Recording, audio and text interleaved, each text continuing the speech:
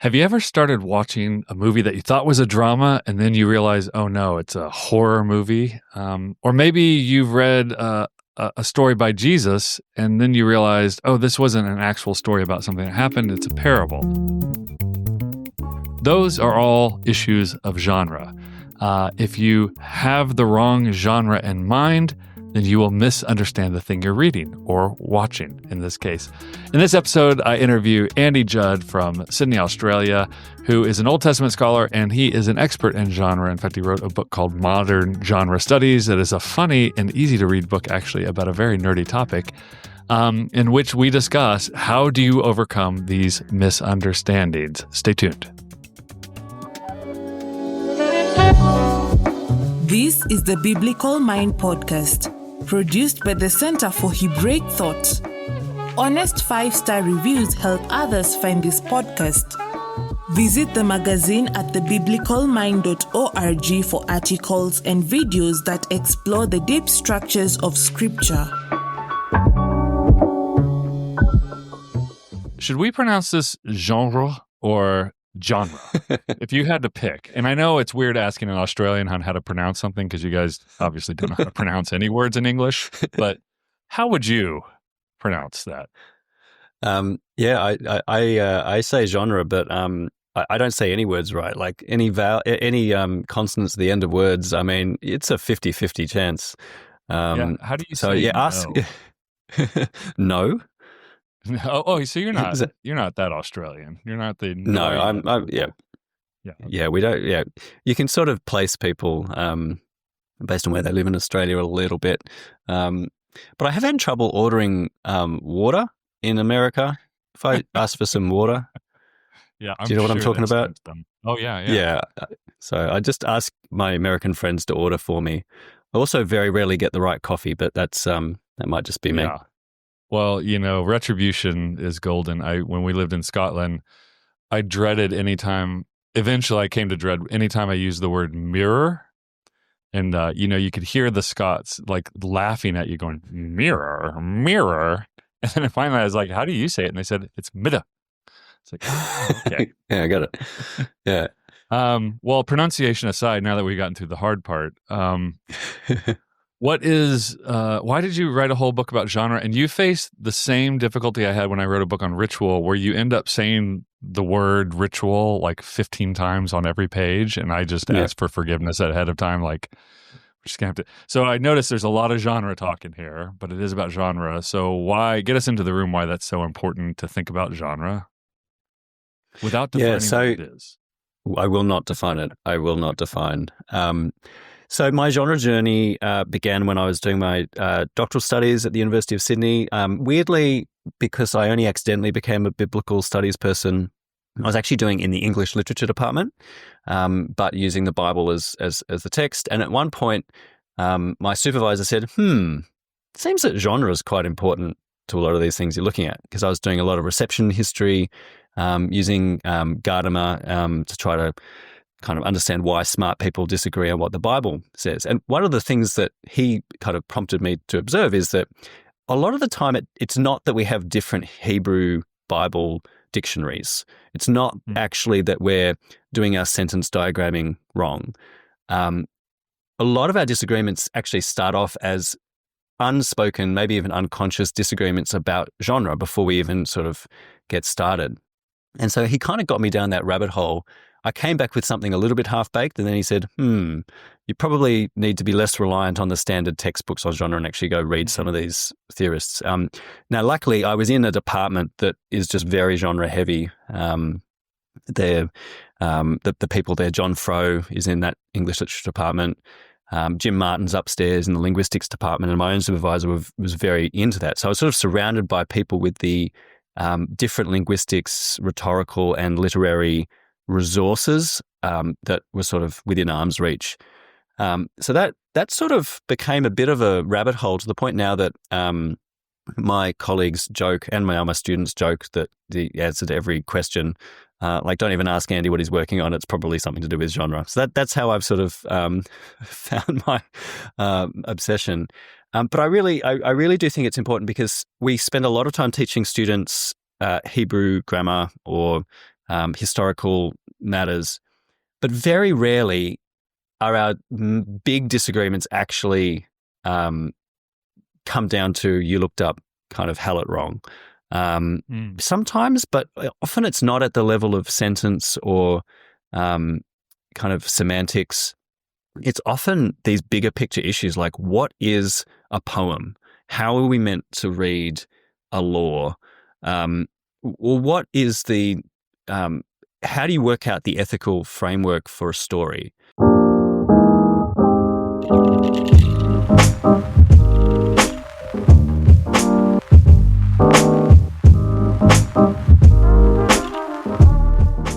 And those things, because they're so automatic and assumed, we end up in these really nasty kind of debates where we talk past each other a lot because we haven't gone down to the core of our disagreement, which is what is this thing that we're reading and how does it work?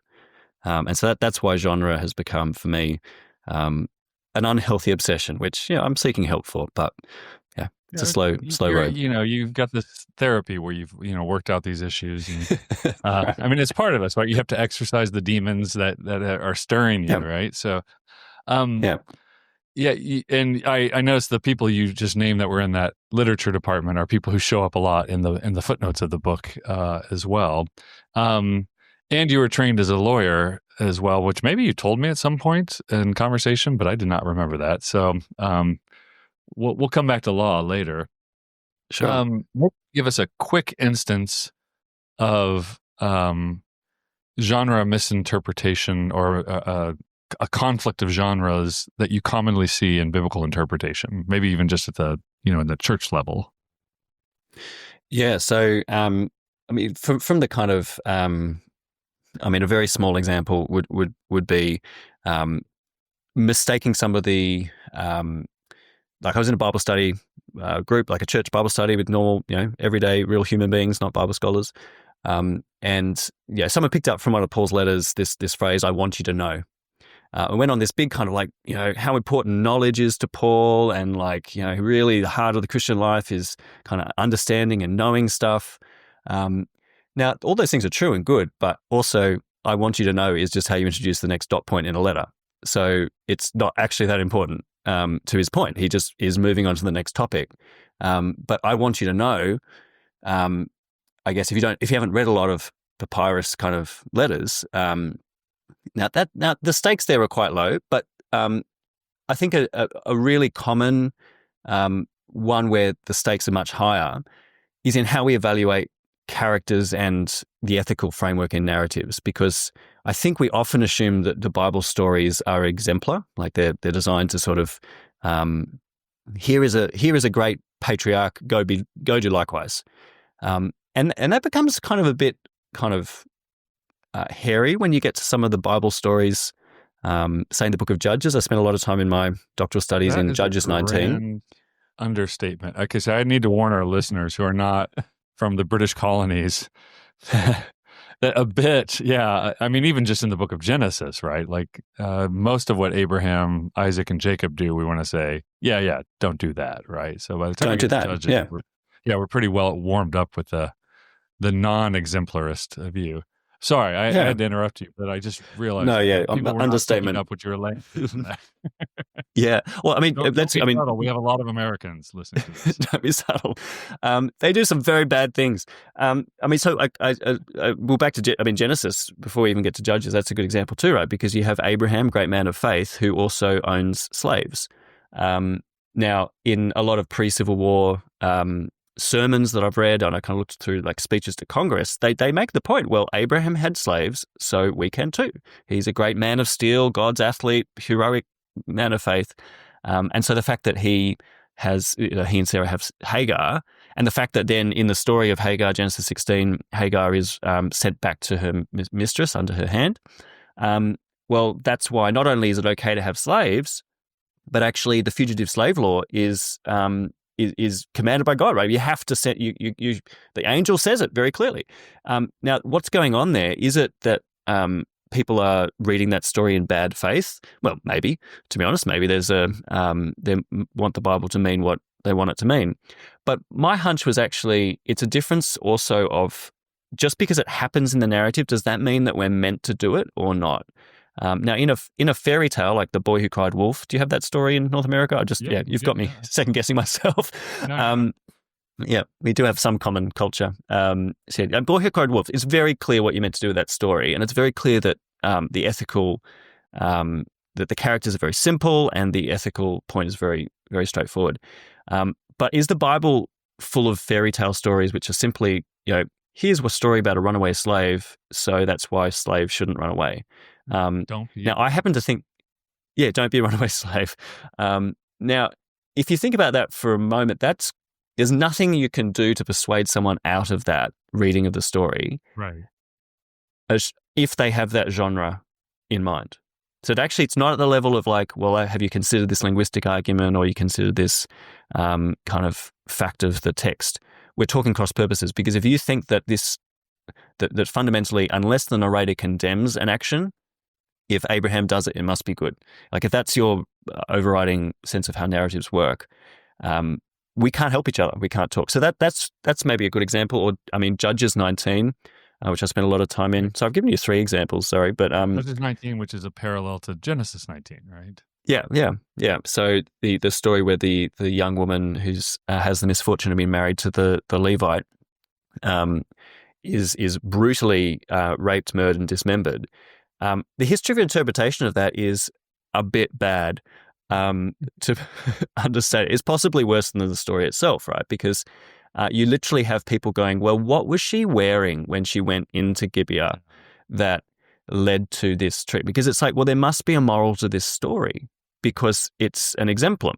So this is a story about how you shouldn't leave your husband, or you shouldn't, dress inappropriately when going into a Benjaminite town.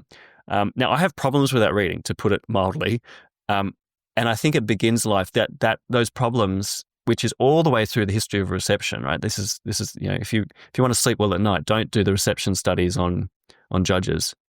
Done. Yeah, just stay away. That's not good for your sleep or your faith in Bible scholars.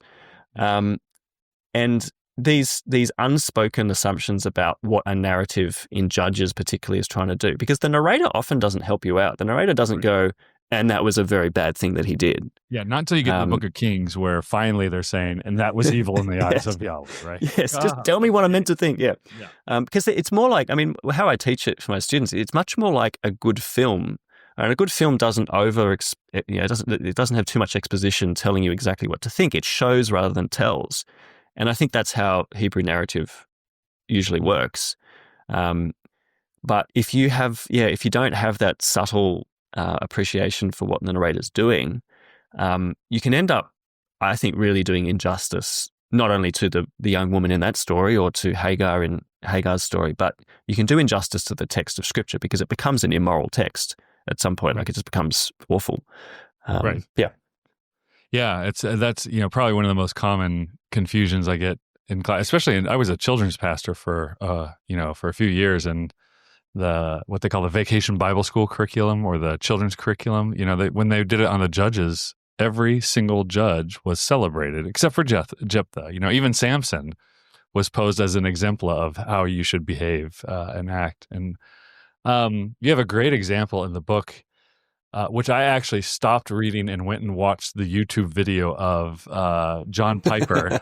Yes. And you're right, because he's like, oh, this is so cringy. And I was like, how cringy could it be? And you're right. It is horribly cringy, but it's a perfect example of he's trying to have a very dead serious conversation about sin. And the audience, had probably been having fun and maybe even had a half comedian up on stage before him or something. The audience was primed for sarcasm. And so it actually became, you can see he's like visibly disturbed by the fact that they're laughing as he's talking about his sin. And just when you described it, I was a little confused. I was like, wait, how are they laughing at these words? And then once you watch the video, you see, oh, I get it. Yeah, it reads like a deadpan. He looks like, I don't know if you know Stephen Wright, the old comedian, just kind of standing up there doing one-liners, right? So this is a real problem. So maybe we should go ahead and stop here and give your working definition of genre. So my working definition of genre is genres are conventions that writers and readers use to get things done or make meaning in some contexts, in some situations, but not in others. And so each of those bits we could kind of unpack. But the key kind of thing that you don't hear there is I'm not giving you any metaphor. Most metaphors for genre, like metaphors for the Trinity, are deeply misleading. So I call them conventions because that's kind of what they are. Like we drive on the left side of the road in Australia. You drive, I understand, on the right. It almost kills me every time I visit SBL. Drives on the right side of the world, except for the British Commonwealth. So, like, don't. Yeah, I beg your pardon. So you drive on the correct side of the road, obviously. The majority. Yeah, that's right. The majority rule. So it's a convention. It's a thing that exists. It's bigger than any one individual subjectivity. But also, if I forget that convention when I'm in America, I'd quickly die. So the payoffs for not coordinating on that convention, there's quite a robust philosophical explanation of how conventions work and how they arise. But I think it's useful. Now, the problem with calling genre a convention, though, is that every aspect of language is also a convention. So right. The rules of the English language are conventional. The reason why the words I use mean what they mean is not because of some deep fact about the universe. It's just because that's how we have always spoken. It's the way we do things here. And there's no incentive for you or me to suddenly redefine the word the. It's just not workable. And the payoffs for coordinating on that are such. So how is genre different from any other convention of English language or a language? And that's where the in some situations caveat comes into play. And that's, I think, in some ways the most important thing to understand about genres. The reason why John Piper, in the example you were referring to before, and his audience can speak English and perfectly understand each other's English and yet completely misunderstand what they're doing in terms of the level of genre is because sometimes we joke around, but sometimes we're deadly serious. It depends on the situation. And as someone who's I'm married to someone who doesn't get sarcasm. I'm the most sarcastic person in my family. It's very hard to convince someone you're not being sarcastic. Like the harder you dig in, the worse it becomes. No, honey, I really, really think that dress looks great on you. No, I'm not being sarcastic. I would never lie to you about. You dig in and things just become worse. And that's the tricky thing about genre. If I'm speaking English, the rules of English grammar always apply. But sometimes when I'm speaking English, I'm also telling a joke or being sarcastic. Sometimes I'm trying to give a compliment. Sometimes I'm writing a story. Sometimes I'm writing a poem. Sometimes I'm having a laugh. Sometimes I'm writing a parking ticket. The different situations bring with them different social purposes and different rules. And those different genres can cancel out every other level of grammar, syntax, vocabulary. All the other rules are on the table based on what genre you're in. And that's why that crucial bit about in some situations but not other situations is where that's the sting in the tail of genre, because it messes us up. It really has a lot to answer for. I think we should abolish it. Yeah. It reminds me of I remember hearing a radio story on etiquette, and it was somebody who surveyed dozens of tourist guides, like these books, Fodor's Visiting Italy or whatever. But they looked at all the ones that were for people in the majority world coming to the United States. Actually, some of them were Japanese. It's like people from very non-Western, as they call it, locales. And, some of the findings were things like people didn't know when you were supposed to use your fingers for food in the United States versus when you're supposed to use a fork and a knife, and points out if they're deep fried potatoes and cut and rectangularly, then you can use your fingers, no problem. But if they're whole potatoes or roasted, then you have to use a fork, They Yes. said, you don't, some people were surprised to find out that you don't need to bring cash when you go over to someone's house for dinner and leave it in their bedroom, do this in America. Even we do that in Australia. Just next time you visit, Drew, you should leave cash on my pillow. I will bring all the Iraqi dinars that I can find and leave them in your bedroom. Thank you. So it seems like you're talking about this kind of, it's a very loose difficult to discern when you're not used to the palette of genres as well, because each culture, when I first lived in the UK, I found out that they didn't know that Americans could also be sarcastic, because I'm also fluent in sarcasm. Me and my wife have a safe word in sarcasm, so I can let her know when I'm actually being serious. Yeah, that's a great idea. Yeah. And so I guess you can see the problem on the horizon, and you address it in the book is, well, we if we want to figure these out today, I can just go to Australia, live there, have you explain to me these little etiquettes and details and the types of literature we're reading. But we can't do that with the biblical literature, right? We can't go back and say, and here's the etiquette for how you read. Even Jesus' parable of Lazarus and the rich man, the number of people who have been shocked when I said, well, yeah, this is a parable. It comes from Egypt and it makes its way into to Jewish sectors, and then Jesus modifies it once again. But that, I think if I read you correctly, that's a failure to see the appropriate genre there. So you actually think he's describing heaven and hell, which I have to point out, like, if that's what you think heaven is, man, I don't want to go. Sure. Yeah. Yeah. So how are we going to figure out this economy of genres in a world that the only literature we have from that world is the literature that we have? In the Old Testament. We're perpetually on the first day off the plane in a new country, aren't we? We're like we're at the airport maybe, now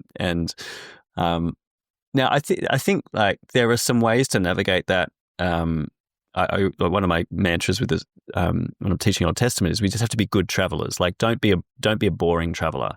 And if you ever travel with a really tiresome traveler, it's where there's just no curiosity. It's like the food here's stupid and they drive on the wrong side of the road. My judgment is final. It's like you haven't even disembarked the plane, mate. Like, come on, just have some curiosity and ask some questions. There's a tension, right? Because we do have limited cultural information, right? Like, and things could be worse. Like, imagine if we were trying to read Daniel, but we didn't have any surviving apocalypses from the ancient world. Like, right. we would be in a world of pain. And so, things could be worse, but things could be better. We could be in the culture much more fluently. The hope that I hold out and it's partly in that definition which I gave of conventions. The good thing about conventions is that they're not contracts. They're not prior codes that we have to agree on beforehand in order to navigate. So in one of the major kind of philosophical descriptions of convention, they point out that you can arrive at coordination with another person in terms of coordination without prior agreement. If the payoffs are sufficiently great and if you get multiple runs at it. So, for instance, if I didn't know that you guys drive on the right side of the road, my first day at SBL, I would very quickly receive bad payoffs for that in terms of like my head turned the wrong way, walking straight into traffic. Now, if I survive that first interaction, then the next time I cross the road, I can try something different and hopefully I arrive at coordination on this question of what side of the road to drive on. Now, that's kind of a silly example, but when it comes to biblical literature, we do get, even though we've got a limited corpus, we do get multiple goes at reading it. And so one kind of phrase that I use is the Boomerang test, which is, like Boomerang, it's Indigenous Australian tool for hunting. It's a stick you throw, it's curved, it comes back to you if everything goes well. How do you know that you've got a boomerang? How do you know your boomerang's working? Well, give it a throw and see what comes back. And that's sort of my advice to people in terms of genre and the Old Testament. You can't have all your kind of questions answered in advance always. So sometimes you just have to try reading a text as something and see if the text plays along. Because we are in this, Gadamer would say we're in this sort of circular hermeneutical relationship with an other, in a dialogue, in a multiple interactions. And so you can revise your assumptions going in based on what the text gives you back. So if you read Daniel as a love story, or you read, Genesis as, I'll be more controversial, Genesis as like kind of scientific account of the creation of the universe, weird stuff happens. Like the text just kind of gives you back nonsense at some points. Right. And so that causes you to go, well, something's weird about this. Maybe I've got onto the wrong foot with this text. Let's try something else. And if the payoffs, the next time you throw the boomerang, if the payoffs come back a bit better, then that is strong evidence that you've actually aligned better with what the game the text is trying to play, if you like. Now, you may decide you don't care what the original audience would have thought of this text. You might say you don't care whether what the text brings back makes sense or not. But if you do care, and I'm quite fond of the Bible, actually, I quite like it, so I really want to get the most out of it. If your reading gets better, like it makes more sense, then my strong bias is towards follow that thought. Whereas if the reading makes no sense, if the payoffs are confusing, like in Genesis 16, like example with Hagar, the story makes no sense as an exemplum. Like it just the whole like why the angel says so much stuff which is not to do with being a runaway slave. Why she thanks the angel and says, God's finally seen me. Like it just doesn't make sense in terms of the payoffs for that reading. Whereas it makes a whole heap more sense read as sort of a Hebrew narrative, which is kind of showing, not telling, and is tied in with the rest of the canonical story of Israel. So that's my strong bias. Give it a throw. Give the boomerang a throw, see what comes back, and that will help you in repeated interactions. That will help you achieve coordination, hopefully, with the text.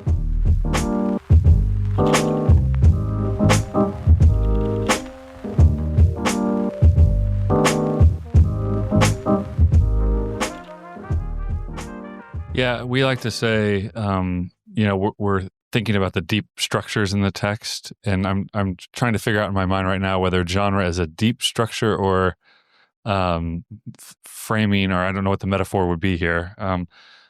But in the same way with your road analogy, I think right-handed driving is a deep structure in American car culture, right? So like it's not just the roads and the paint on the lines. It's like the turn lanes, how they edge the curbs when you're turning right versus how you turn left. There's all these other coordinated features that kind of lock into place once you give assent to like, oh, we're doing the right-hand side of the road, not the left. By the way, that you said that you can kind of work with the text to see what happens. The only time I'm scared when I drive in the UK is when you're out on a road by yourself and there's nobody around you. And I swear, I stare at the road and try to figure out, I'm like, is it the right or the left side we're supposed to be on? Because when other cars are on the road, it's very easy to coordinate your dance with them, right? It's when there's nothing, no structures there. Does that ring true that we're looking at this is part of the deep structural analysis of the biblical text? Yeah, the way that linguists talk about it is it regulates features of language at every other level. Which is, I think, the same thing that you're saying, right? Because genre sits at the level of the context of culture, all the other things fall into place at right down to the level of vocabulary. Now, in some examples, they don't, right? So the John Piper example is sort of horrific because everything lines up perfectly in both genres, and there's no clue. It's clear to John Piper that they don't understand that there's something wrong. But it's not clear to them because he just seems like a straight man. But apart from like some really edge cases like that, very quickly you realize, wait, why are all the cars parked backwards in this lane? Like, like that, just little things, just why? Terrifying thing to realize in the moment. Those little things just don't fall into place. And that is a trigger. If you're attentive to it, that is the text, Gadamer talks about the text pulling you up short. Now, you can be just bloody minded about that and just push on through. So many stupid drivers in Boston today. It's like the thousandth car that's beeped at me for no reason. But if you're attentive to the text pulling you up short, then those puzzles go, oh, hang on, why this has always bugged me about this text. Why doesn't that make sense? And if you follow that thread, then sometimes that, whether you call it a deep structure or it's, it's regulating from the context of culture down into the other layers. I think that's exactly right. There's 1,000 little things that make more sense when you're in the right genre. Yeah. I think now that I hear you explain it that way, I think that clarifies. I would put genre more. I like it's the regulating feature, and that allows you to then see the deeper structures that I think I'm typically more focused on. I try to nail the genre issue. Is there, are there some typical passages you go to where you can say, like, look, here's where genre is going to help, or where people miss the genre and they push straight on through. Obviously, the exemplar problem, which is pretty amazing. I mean, when I see people trying to use, again, like Judges 19 or anything Abraham does, quite honestly, I sense that their organizing feature, their regulating feature is, why would God give us anything other than good examples to follow, right? So we got to squeeze blood from the stone. So what's somewhere where, like, you see people stumble on genre and it creates those kind of problems, and they're not attending to the clues? Because if I hear you correctly, in some ways, genre is like your spouse looking at you and saying, "You're not hearing what I'm saying." Like, I know you're hearing the words, but you're not hearing what I'm saying because you're taking them the wrong way. And Scripture can do that to us as well. Yeah, I mean, I teach survey courses often for undergraduates, and so we get to go through week by week. And the ones that are least familiar are things like apocalypse. Mm-hmm. So if you want to start a cult, then just go ahead, read Revelation or Daniel as straightforward history. Right. Just do it. And like you will end up starting a cult. Like some of the famous kind of doomsday kind of cult, like the Lord is going to return on this date and we're all going to gather around and seriously, he's coming this time. What's going on there? Well, they're taking a text which is a real thing and a bit of a weird thing. Like apocalypses only really exist for a fairly short period of time over history, and they have very unique rules and I would argue very unique social functions. And we aren't really in that zone, but it's close enough to our mental model of prophecy or something that you can really get into trouble with the numbers and, because all those details about, like, what does a number mean in an apocalypse? Well, it's quite different to in a history. I think that would be a big one. I think a more subtle example is actually letters. So the example I use from when we're teaching epistles, they occasionally let me loose on the New Testament at Ridley. It's a bit dangerous, but no one's died yet. When Paul, I start by asking the class, like, you're Bible believing Christians. We're at evangelical seminary. You all would, if the Bible tells you to do something, you do it, right? Absolutely. Okay, well, you're a bunch of backsliders because Paul says to bring my scrolls and the parchments, right, and have nothing to do with that metal worker Alexander. So, hands up if you have a welder in your life called Alex. You are in breach. Right? Hands up if you have brought the scrolls with you today. I mean, no one here. What a bunch of backsliding Anglicans. It's exactly what I'd expect. So that's an example where, well, hang on, we tend to treat epistles just as like divine commands, right. But then except we get to those bits at the end of the letter, it's like, oh, well, obviously that doesn't apply. But a letter is an occasional work. It's written for a particular problem. Into a particular situation with a particular audience. Now, it also has relevance to us, absolutely. But you have to kind of go through that process of understanding. I had a guy talk to me who was about to leave our church because our music pastor wore a hat. And he thought it was dishonoring to Jesus for a man to pray and prophesy with his head covered. Now, I don't want to make fun of him. My main concern is how people responded to his pastoral problem, because it was genuine. He wasn't being a jerk. He was just distressed by, here we are, Bible-believing church, loves Jesus, but yet we have up the front someone clearly disobeying Scripture. The response he got from his small group leaders was, you don't have to worry about that stuff. Doesn't matter.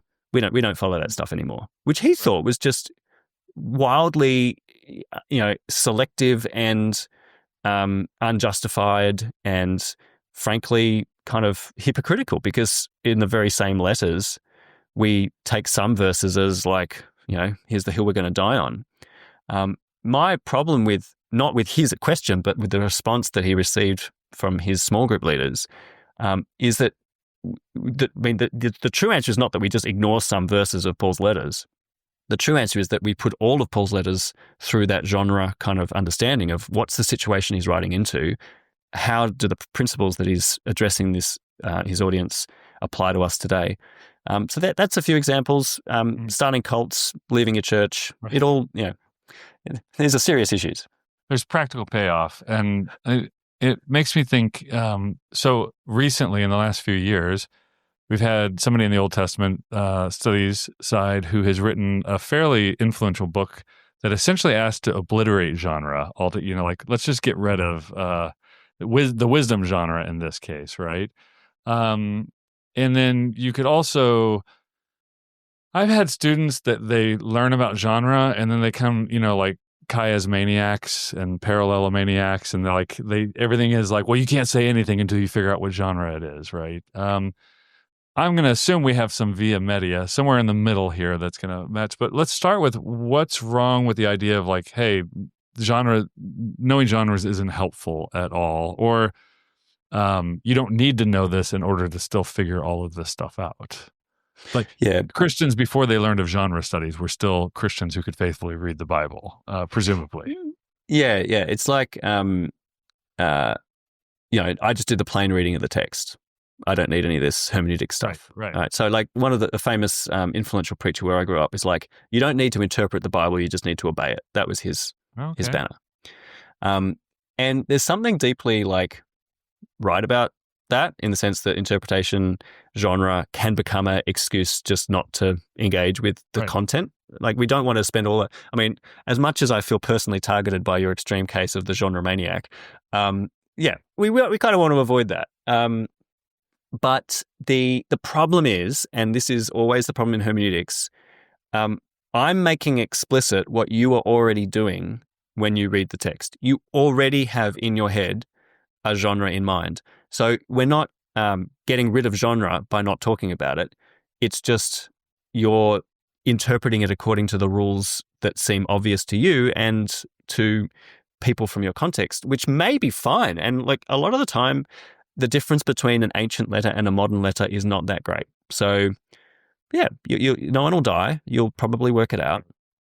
But often enough for it to be worth writing a book about, those differences really, really, really do matter, because we are in another culture and we're assuming something about that literary culture. We're assuming that Old Testament narratives are like modern novels, or that Old Testament histories are like, a record of World War II or something, when I would argue they're really much more like prophecy or prophetic history or historical prophecy than they are like records of, Australian politics or something. So my argument always with hermeneutics and genre in particular is no one is without genre. No one is actually giving up on genre. It's just whether we want to be unconscious and unthoughtful about genre, or whether we actually want to bring those differences and those assumptions to the surface and interrogate them. Now, when you're reading in your native language, in your native culture, you don't have to spend a lot of time thinking about what is the genre of a news article, what is the genre of a parking ticket. It is just instinctive. But because we're reading a really old book, I would argue we have to be explicit about we have to slow down. And really genre studies is just a way of slowing down and saying, hey, what did I think this thing was? And is that right? Right. And when you're reading the newspaper, it's like trying to explain water to fish. If you're trying to explain the genre of a newspaper or a tabloid or something, it's like, yeah, of course I know, right? Well, someone 1,000 years, actually 200 years from now, if they dig that up, they might not know. And it might take them a while to figure out what exactly is the purpose. I mean, to wit, we're still trying to figure out what the genre of the pyramids in Giza are. Like, are they death related with death and burial, or something else, or giant power plants for the early aliens? It's difficult to tell from just looking on the outside. I guess this kind of brings us back to this issue of law. You being a lawyer, which I just learned from an Australian lawyer who happened to be in Oxford couple months ago that the difference between a barrister and a solicitor, which we don't make the distinction in the United States. Oh, right. Yep. Yeah, you're just a lawyer, right? And that a barrister is somebody who stands at the bar and gets examined so that they can, so they can stand in court. If I have this correct, right? Yeah, that's right. You can litigate or argue in court if you're a barrister versus a solicitor, which is why this is the part that blew my mind. Is why it's called the bar exam in the United States. Yeah. Because you would stand at the bar in court traditionally. Yeah. They're the really expensive ones. Yeah, yeah.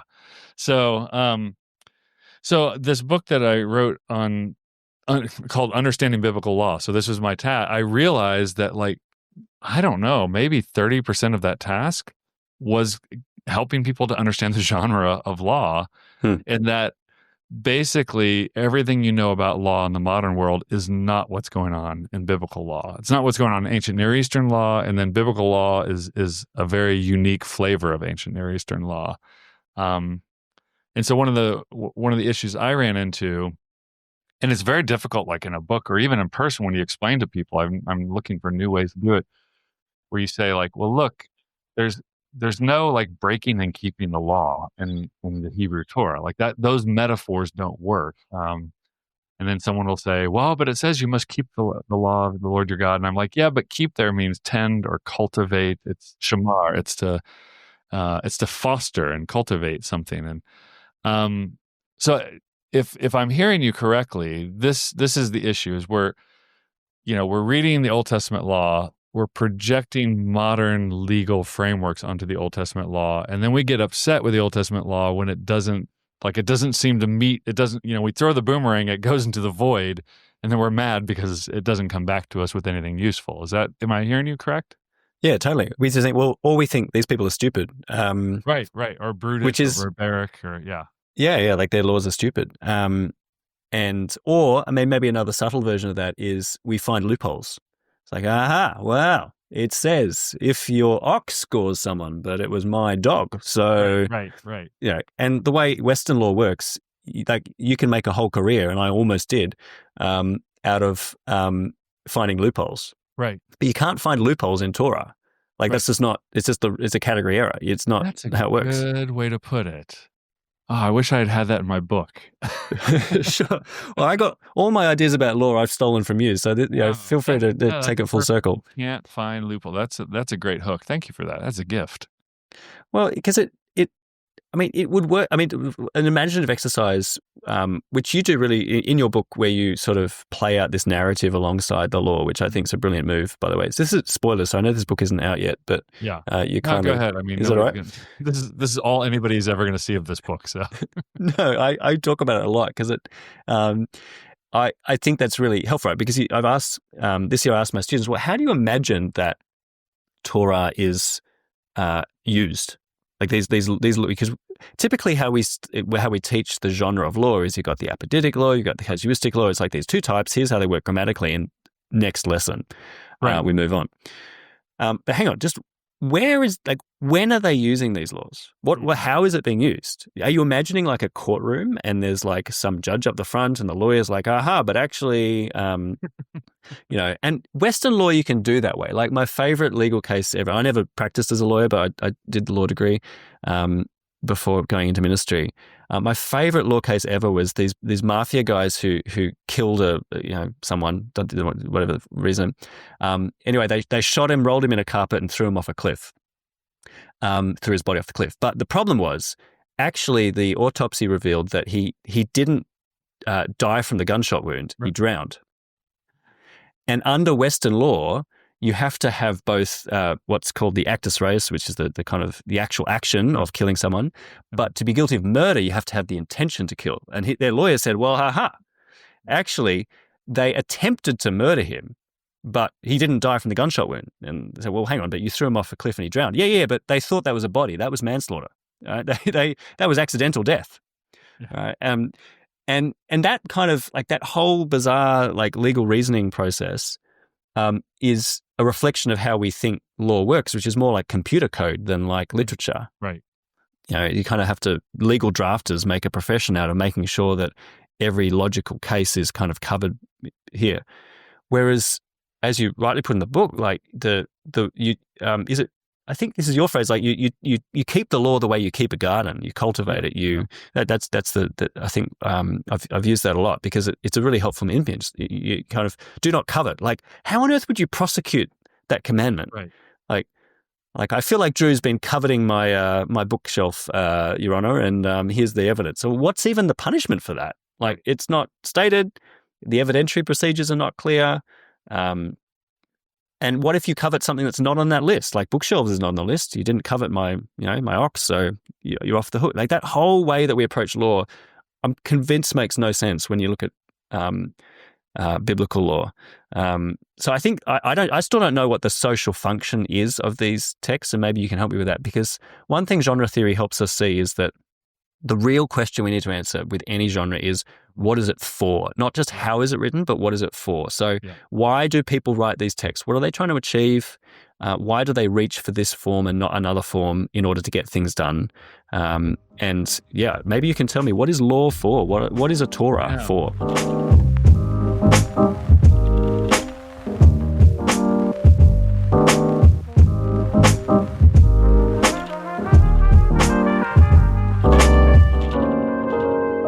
That is a great question. And I think I had the same struggle when I was working on ritual. Because I wasn't working on the actual rituals, or you kind of blend all of it together, but really you're working on texts about ritual, which don't have enough instruction in them to actually perform the ritual. So like you can't perform a single ritual from the Torah just according to the text. You have to have some prior ritual knowledge and have some traditions built up by the time you get the text.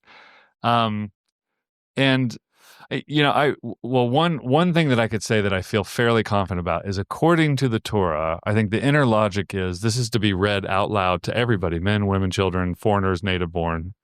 Sorry, this is my interpretation. I said it really confidently at first. Let me back off that a little bit. What I see as what's going on here. Go hard. I don't care. Go hard. Is if you think about those few little periods when Israel seems to be doing what God wants them to do in general, like they have the tabernacle, they're bringing sacrifices to Him. They haven't flubbed it completely at that point. There's a lot of stuff that, like if you were just participating as an Israelite, you bring your ram, or your flour to the gate, and you don't know what happens inside the tent or inside the inside of the tent, or you don't know if it's a big scam, a big Ponzi scheme, or whatever.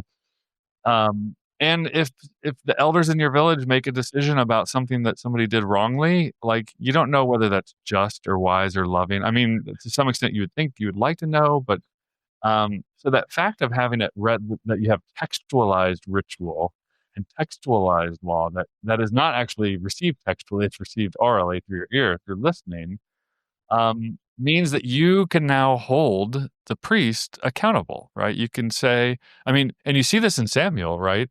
They say, we don't want, Eli, we don't want your sons because they're no good. And Samuel as well, we don't want your sons because we know what God, it seems to indicate to me that they know what actually God requires of them according to the Torah, and that these men are not doing it.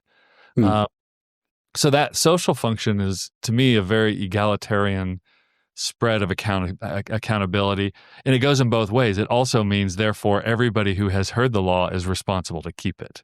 So nobody can say, I didn't know, right? And it's part of I'll end my soapbox diatribe here, but it's actually part of why I think biblical literacy and fluency is so important, is because leaders, when left to their own devices, can go really sideways and find all kinds of spiritualized reasons to hide it, and hide it with expertise, or being like, I'm the only one who understands what the text says, or I'm the only one who understands how to lead a church. So it's the church's responsibility, from even the children in the church, to say like, hey, we're not living up to this, or you're not living up to this. Right? So that would be my off the cuff answer. That's a very good answer. It would suggest that the stories, like the narratives, might have the same function as well. Like and often they do. Like it's more memorable to say, hey, you guys seem to be playing fast and loose with that kind of strange fire you're offering. Who knows what that is? Maybe some kind of interesting herbs they're burning. Well, do you remember Nadab? That seems to be the same the same function, which interestingly, their law, narrative, and wisdom then become very kind of fluid. Yeah. I mean, I would say part of the same genre ecosystem, if not Yes. kind of complementary genres. I think the light bulb moment for me teaching Old Testament law was to realize that this is not the rule book or the kind of the plans for a perfect society, which is, I think, often how I grew up hearing, here we have the model of a perfect society, which they never did. But if only we followed all these laws but then I think then, because our next job as Christians, at least, I believe as Christians, is then to take the law seriously, and to keep the law. But it's sort of, we have to then do some pretty interesting hermeneutical moves to deal with our misunderstanding of what the law is in order then to apply it as Christians. So one of the funny full circles that I've come is, I was really persuaded by my colleague Brian Rosner's idea that Paul kind of takes Old Testament law and rejects it as law, but rebirths it as wisdom, which I think is right and true and exegetically what Paul is doing. But I was like, hang on, I think it was wisdom at the start. Right. I think that's kind of, it actually is doing that. He didn't reimagine it anything different to what it originally was meant to function. That's not to underplay this contribution of St. Paul, but it's not that different to actually how probably Old Testament believers were using this stuff. And I think that there's a crisis of confidence in handling Old Testament law, which I think that's why I was really grateful for your the conversation and then your book, because I just feel like we need to give people better than this, or we just end up looking really dumb. And the classic kind of we have a group of comedians in this country who used to kind of go up and accost public figures and do stunts, right? And one of the ones they did is they found the Archbishop of Sydney and basically threw Leviticus at him. You've just come out of the sanctuary of the Lord, but you have glasses. How do you justify being, blind? It was just, it's national TV. It was pretty funny. But to your point about biblical literacy, knowing how to respond to that is so much harder if you don't have a sense of what biblical law was always meant to do. I'm grateful for your work there, Dru.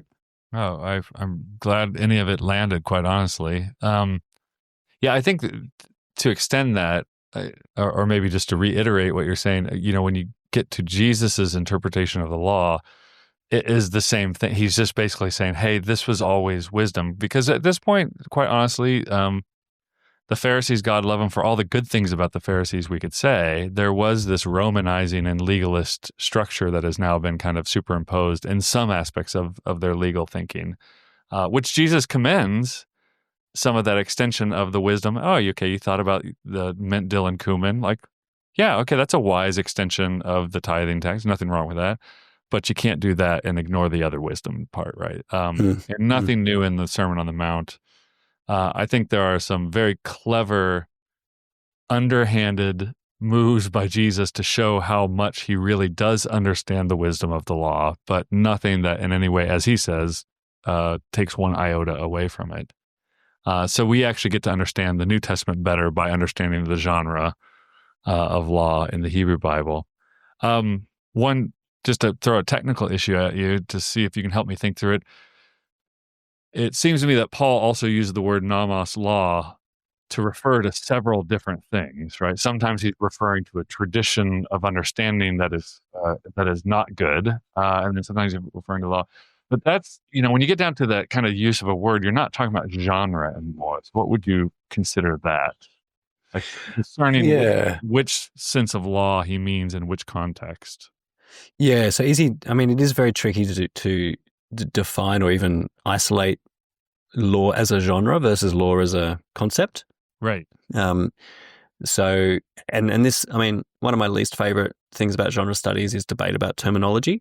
So I'm kind of a non-combatant in this space. So if you, I think there is a genre of law, but if you'd prefer to say that there's a concept of law and then there's a genre of case law or a genre of commandment, say. I'm not going to fight you for that. And I can see why you would want to distinguish it. But I think these things are tricky because even when we do have explicit labels in the kind of text for the genre. Like even when we do have a name for a thing, that name can be used in different ways. I mean, that wisdom being like a classic example, like or proverb. Like what is a mashal? Like it seems to be 5 things.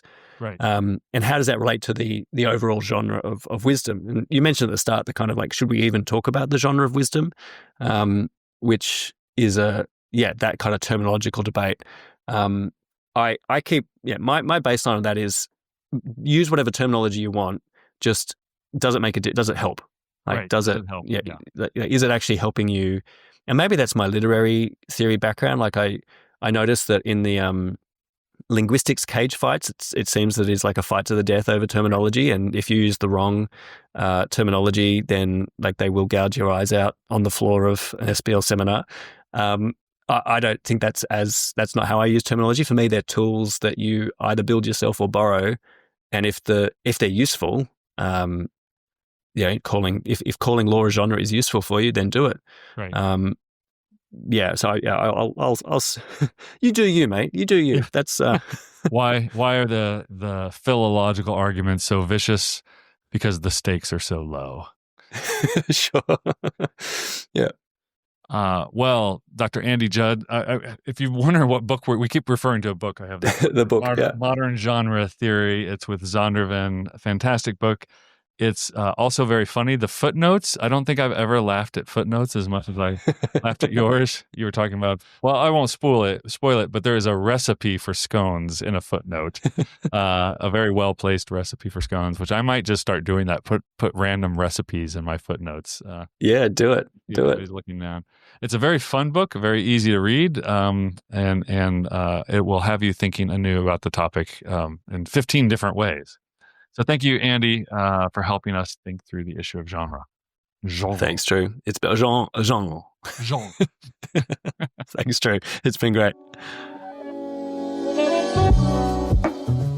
You've been listening to the Biblical Mind podcast, exploring the deep structures of Christian scripture. For more, visit the magazine at thebiblicalmind.org. Subscribe to this podcast at all the usual places so you never miss an episode.